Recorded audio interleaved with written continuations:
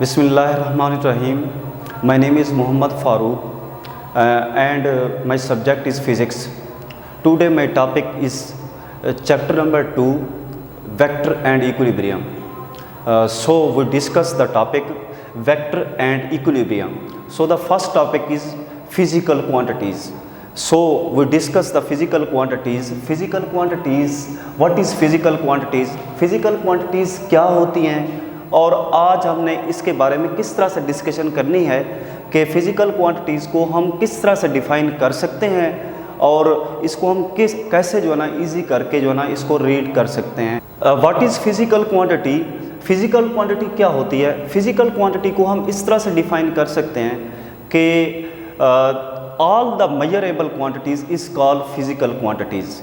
इस दुनिया में जितनी भी फ़िज़िकल क्वांटिटीज़ हैं अगर हम उनको मेजर कर सकते हैं तो उनको हम फ़िज़िकल क्वांटिटीज़ कहते हैं। तमाम काबिल पैमाइश मकदारें, आसान लफ्ज़ों में हम इस तरह से कह सकते हैं, तमाम काबिल पैमाइश मकदारें तिबई मकदारें कहलाती हैं और इसको हम इंग्लिश में कहते हैं physical quantities. All the measurable quantities is called physical quantities. For example ये फ़िज़िकल क्वांटिटीज़ हो सकती हैं, ये लेंथ हो सकती है, मैस हो सकता है, टाइम हो सकता है और इसी लिहाज से टेम्परेचर हो सकता है, इलेक्ट्रिक करंट हो सकता है, तो ETC। तो मुख्तलिफ़ किस्म की ये फ़िज़िकल क्वांटिटीज़ हैं। आज हम इसके बारे में थोड़ी डिस्कशन करेंगे। तो सबसे पहले हम इसको डिफ़ाइन कर देते हैं कि फ़िज़िकल क्वांटिटी होती क्या है और हम इसको आसान लफ्ज़ों में किस तरह से डिफ़ाइन कर सकते हैं फ़िज़िकल क्वांटिटीज़ को। तो इसको मैं डिफ़ाइन करूँगा कि फ़िज़िकल क्वांटिटी क्या है। तो फ़िज़िकल क्वांटिटी को हम इस तरह से डिफ़ाइन कर सकते हैं,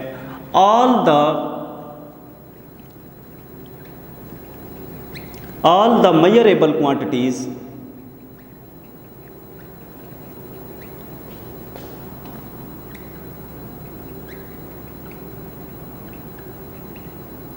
which can be measured, all the measurable quantities is known as या is called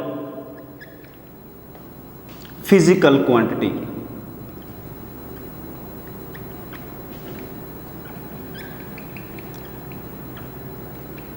फिज़िकल क्वांटिटीज़, तो ये हमने इसको डिफ़ाइन कर दिया है। अब हम इसके एग्जांपल लिखने के लिए कि हम जो ना फिज़िकल जो क्वांटिटीज़ हैं ये कितनी टाइप की हो सकती हैं और कितनी हैं, तो इसके एग्जांपल के लिए हम जो ना क्या करेंगे, इसकी जो एग्जांपल हो सकती है हमारे पास फिज़िकल क्वांटिटीज़ की, इसकी जो मेन जो एग्जांपल है हमारे पास फिज़िकल क्वांटिटी की, वो ये एग्जांपल हो सकती है हमारे पास, ये लेंथ है, मैस है, टेम्परेचर है, इलेक्ट्रिक करंट है,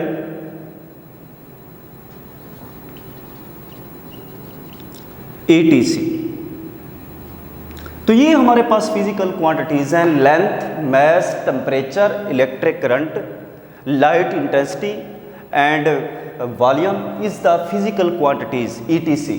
तो इसके बारे में अगर हमने वेक्टर एंड इक्विलिब्रियम को पढ़ना है, वेक्टर को पढ़ना है, वेक्टर एंड स्केलर को, तो हमें फिज़िकल क्वांटिटीज़ को लाजमी डिस्कस करना होगा। तो physical quantities are two types, physical quantities are two types,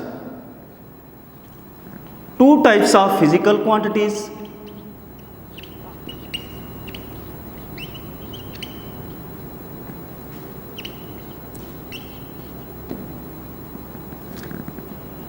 तो फिज़िकल क्वांटिटीज़ की दो टाइप होती हैं, मैक्सिमम इसकी दो टाइप होती हैं और इसके अंदर जो फर्स्ट टाइप है उसको हम इस तरह से डिफाइन कर सकते हैं। फर्स्ट टाइप को हम कहते हैं वेक्टर या फर्स्ट टाइप हमारे पास उसको हम स्केलर कहते हैं एंड जो सेकंड है हमारे पास उसको हम वेक्टर कहते हैं। फर्स्ट टाइप हमारे पास स्केलर है एंड सेकंड हमारे पास क्या है, वेक्टर। तो स्केलर को हम इस तरह से डिफाइन कर सकते हैं, स्केलर क्वांटिटी जो हमारे पास होती है इसकी सिर्फ और सिर्फ मैग्नीट्यूड होती है, a quantity which require only magnitude but not its direction, so it is called scalar quantity. तो स्केलर क्वांटिटी को हम इस तरह से डिफाइन कर सकते हैं,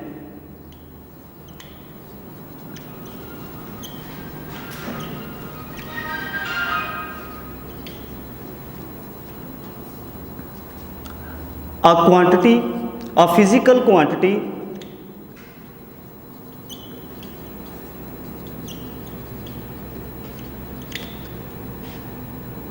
which require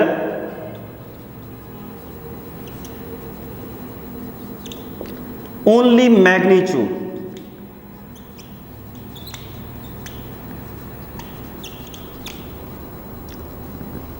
but not its direction.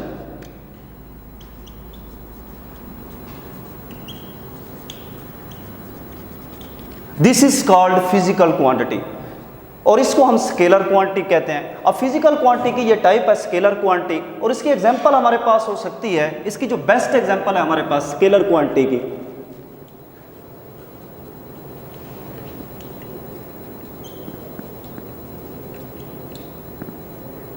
Scalar quantity की जो बेस्ट एग्जांपल है, ये हमारे पास स्केलर है, ये वेक्टर है। इसकी बेस्ट एग्जांपल हमारे पास हो सकती है लेंथ, मास, टेम्परेचर, ETC वगैरह वगैरह। तो ये हमारे पास स्केलर क्वांटिटी होती हैं।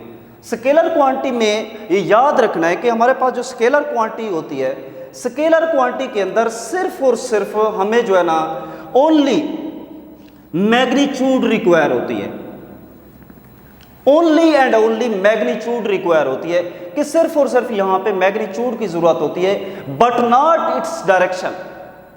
यहां पे डायरेक्शन की जरूरत नहीं होती। मिसाल के तौर पर आपके पास लेंथ है, मास है, टेम्परेचर है, ये आपके पास जो है ना स्केलर क्वांटिटीज हैं। और इसी हिसाब से कि मिसाल के तौर पर आपके पास एक डिस्टेंस होता है कि आप डिस्टेंस कवर करते हैं, डिस्टेंस जो आप कवर करते हैं वो 30 मीटर का डिस्टेंस कवर करते हैं, 30 मीटर का डिस्टेंस। अब इसके अंदर ये है 30 जो है ना आपके पास ये मैग्नीट्यूड है,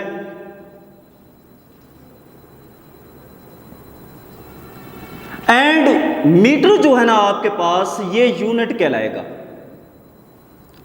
तो इसके लिए जरूरी ये होता है कि जब आप स्केलर क्वांटिटी की बात करते हैं तो इसके लिए एक तो मैग्नीट्यूड रिक्वायर होती है, और सेकंड इसके साथ आप यूनिट भी लाजमी लिखते हैं। लेकिन जब आप डिफाइन करते हैं तो यूनिट का जिक्र नहीं करते, अगर कर भी देंगे तो कोई इशू नहीं है।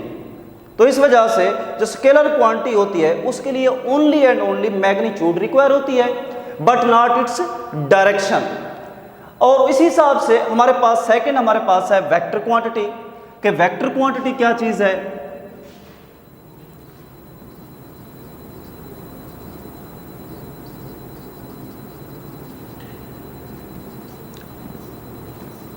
वेक्टर क्वांटिटी क्या चीज है? हाँ जी, जब हम वेक्टर को डिफाइन करते हैं, ये ऐसी फिजिकल क्वांटिटी होती है जिसमें एक तो मैग्नीट्यूड रिक्वायर होती है और सेकंड डायरेक्शन भी लाजमी होती है। A physical quantity which has both magnitude and direction, इन दोनों चीजों की जरूरत होती है। तो इस वजह से हम इसको कहते हैं vector quantity. A quantity which has both magnitude and direction is called vector quantity. तो इनमें डिफरेंस ये हुआ दोनों के अंदर, जो स्केलर क्वांटिटी होती है इसमें only and only magnitude require होती है, और जो वेक्टर क्वांटिटी होती है इनमें only and only magnitude plus direction.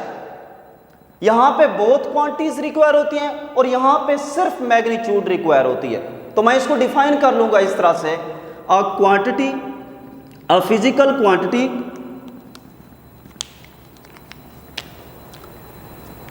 a physical quantity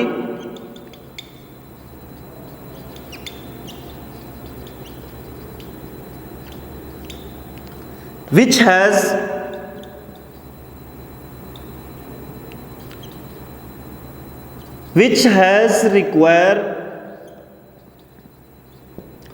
both magnitude and direction is called vector quantity, is called vector quantity। ऐसी physical quantity which has require both magnitude and direction, और यहां पे हमें दोनों चीजें रिक्वायर होती हैं, magnitude भी रिक्वायर होती है और डायरेक्शन भी रिक्वायर होती है। अगर आप देखें तो यहां पे मैग्नीट्यूड भी है और सेकंड डायरेक्शन भी यहाँ पे रिक्वायर है। और यहाँ पे अगर हम स्केलर की बात करें तो यहाँ पे only and only magnitude require होती है। यहाँ पे सिंगल है और यहाँ पे डबल चीज़ें हैं। यहाँ पे अगर हम स्केलर की बात करें तो ये हमारे पास है बट नॉट इट्स डायरेक्शन, यहाँ डायरेक्शन रिक्वायर नहीं होती। तो इसकी आप एग्जांपल दे सकते हैं। इसकी जो बेस्ट एग्जांपल है, आपके पास फोर्स है। Force is the best example of vector quantity. मिसाल के तौर पर आप किसी डायरेक्शन में फोर्स लगाते हैं किसी बॉडी के ऊपर, कि मिसाल के तौर पर आप 30 न्यूटन की फोर्स लगाते हैं। अब 30 न्यूटन की जो फोर्स लगाई है, 30 तो हो गया मैग्नीट्यूड, 30 मैग्नीट्यूड हो गया।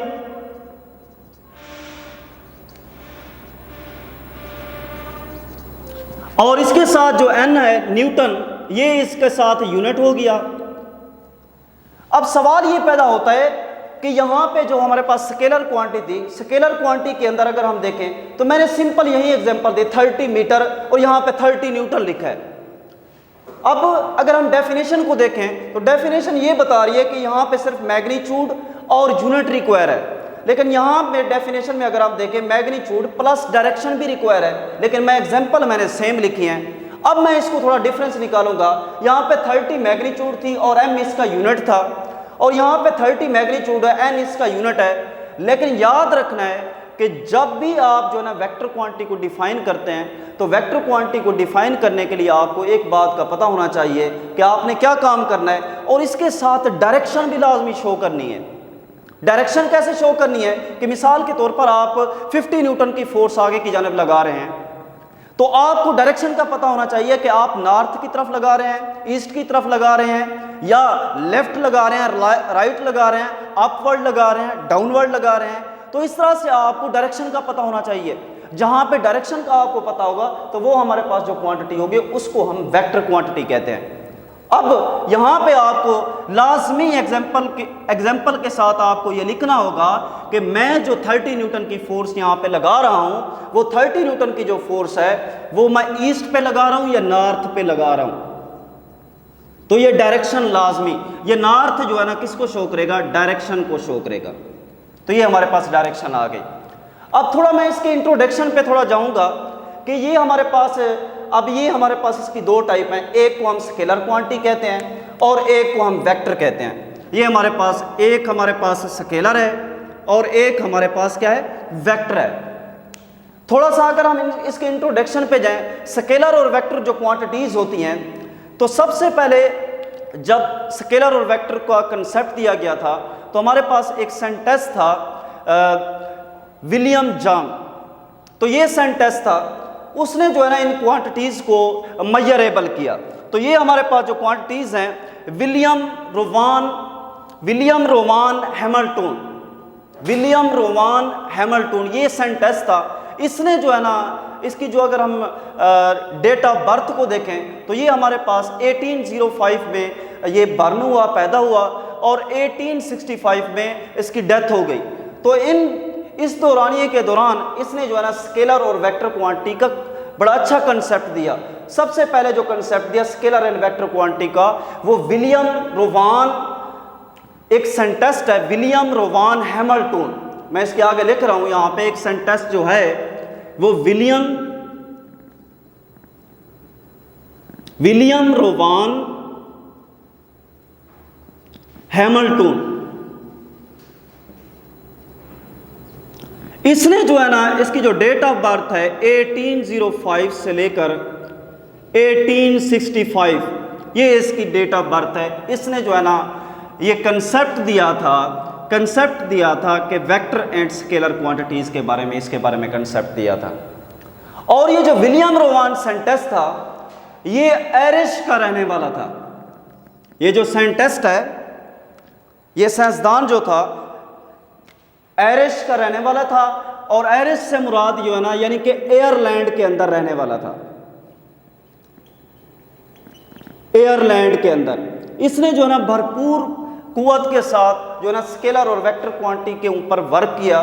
तो ये जो है ना जो वर्क किया, इसके लिए जो है ना काफ़ी फ़ायदेमंद साबित हुआ। तो ये हमारे पास फिजिकल क्वांटिटीज़ और फिजिकल क्वांटिटीज़ यानी कि स्केलर और वेक्टर क्वांटिटीज़ का आपस में डिफरेंस है। उसके बाद आगे बढ़ते हैं कि ये हमारे पास स्केलर क्वांटिटी और वेक्टर क्वांटिटीज़ जो हैं, इसकी अगर हम वेक्टर को देखें तो वेक्टर में हमें दो चीज़ें रिक्वायर होती हैं। एक हमें जो है ना मैग्नीट्यूड और दूसरा हमें डायरेक्शन रिक्वायर होती है लाजमी। ठीक है, तो ये जो वेक्टर है, अगर हम वेक्टर को देखें तो वेक्टर जो हमारे पास है इसको हम रिप्रेजेंट कैसे करते हैं और कैसे आगे इसकी पहचान होगी, तो वो आगे हम डिस्कस करते हैं। Vector representation.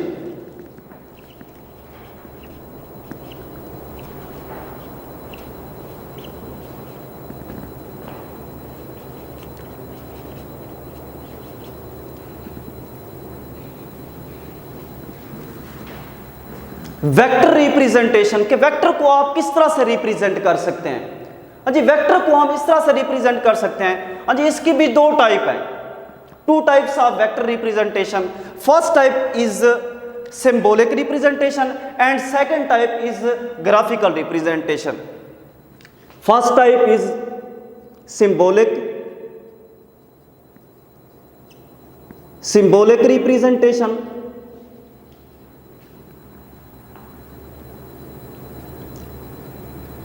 and second type is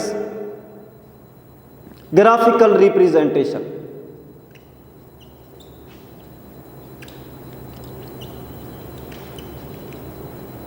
अब इसकी जो दो टाइप है, सिंबॉलिक रिप्रेजेंटेशन क्या होती है और ग्राफिकल रिप्रेजेंटेशन क्या होती है? हाँ जी, सिंबॉलिक रिप्रेजेंटेशन ऐसी रिप्रेजेंटेशन होती है जिसमें आप किसी भी लेटर को बोल्ड फेस लेटर से डिनोट करते हैं। कि मिसाल के तौर पर हमारे पास इंग्लिश के लेटर होते हैं, कोई भी लेटर है, ए से लेकर जी तक कुछ लेटर है, ए है, बी है, सी है। मिसाल के तौर पर अगर मैं इसकी एग्जांपल दूं तो मेरे पास जो एग्जांपल आ जाती है वो कुछ लेटर जो हैं, फॉर एग्जांपल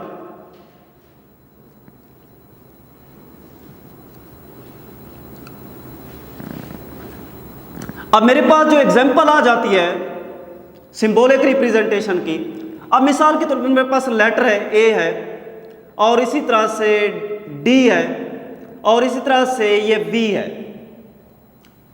अगर मैं कहता हूं कि मैंने सिंबॉलिक रिप्रेजेंटेशन को डिफाइन करना है तो मैं एग्जांपल क्या करूंगा? एग्जांपल इस तरह से करूंगा कि इसमें दो कंडीशन का होना लाजमी है।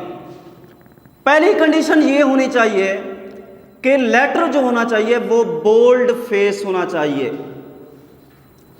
Bold face letter. और दूसरी कंडीशन ये होनी चाहिए कि एरो हेड होना चाहिए। अब बोल्ड फेस लेटर क्या होता है कि मिसाल के तौर पर मैंने यहां पे 3 लेटर लिखे हैं, ए डी वी। अब इसके ऊपर इसको बोल्ड का मतलब होता है जब आप कोई स्टेटस वगैरह लगाते हैं, मोबाइल के ऊपर कोई स्टेटस वगैरह लगाते हैं तो आप देखते हैं कि कुछ राइटिंग कुछ इस तरह से होती है, कुछ बारीक होती है, कुछ जो है ना मोटी होती है। और इसी तरह से बोल्ड का मतलब होता है किस चीज़ को मोटा कर देना, बिल्कुल बोल्ड कर देना। अब जब आप एग्जाम में बैठे होते हैं तो आपके पास दो मेथड होते हैं, एक एरो मेथड होता है और एक बोल्ड फेस लेटर होता है। कि अगर आप एरो मेथड को देखें तो हमारे पास जो एरो मेथड होता है या बोल्ड फेस लेटर मेथड होता है, अगर हम बोल्ड फेस, इसकी दो कंडीशन है सिंबॉलिक रिप्रेजेंटेशन के, एक बोल्ड फेस लेटर और दूसरा एरो हेड है। अब बोल्ड फेस लेटर के अंदर के वेक्टर ए है, मैंने इसको बोल्ड करना है, तो बोल्ड का मतलब है कि मुझे पहचान उस वक्त होगी जब मैं सिंबॉलिक रिप्रेजेंटेशन को, इसके लेटर को बोल्ड कर दूंगा। कि मिसाल के तौर पर लेटर ए है, बोल्ड से मुराद इसको बिल्कुल मैंने मोटा कर देना है, एक वाज़े ये लेटर नजर आ रहा हो कि मैंने इसको बोल्ड किया है। और इस तरह से डी है हमारे पास, इसको भी मुझे बोल्ड करना चाहिए।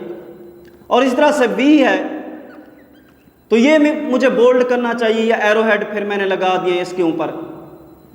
अब इसमें अगर आप देखें तो अगर हमें एग्जाम में बैठे हुए अगर ये मेथड अपनाएं सिंबॉलिक रिप्रेजेंटेशन, बोल्ड करते करते ये तो हमारा सारा वक्त ज़ाया हो जाएगा यहाँ पे। तो इस वजह से ये मेथड हम कम यूज़ करते हैं और हम यहाँ पे ग्राफिकल रिप्रेजेंटेशन वाला मेथड यूज़ करते हैं। अब ग्राफिकल रिप्रेजेंटेशन के अंदर क्या चीज़ होता है? हाँ जी, इसकी जो एग्जांपल है,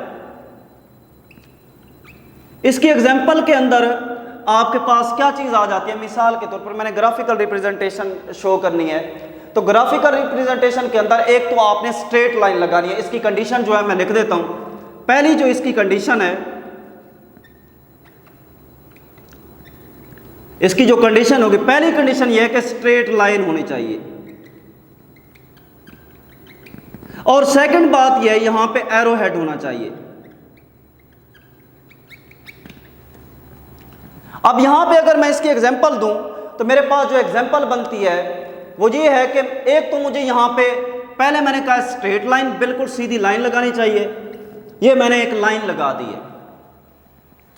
उसके बाद नीचे मैंने कहा है कि यहां पे एरो हेड लगाना चाहिए, तो इसी लाइन के ऊपर जो है ना मैं यहां पे एक एरो हेड लगा दूं कि ये मैं कलर चेंज कर लेता हूं ताकि ये वाज़ेह हो कि ये ब्लैक है, आगे मैं एक एरो लगा देता हूं ताकि ये मेरे पास ये ग्राफिकल रिप्रेजेंटेशन शो हो जाए।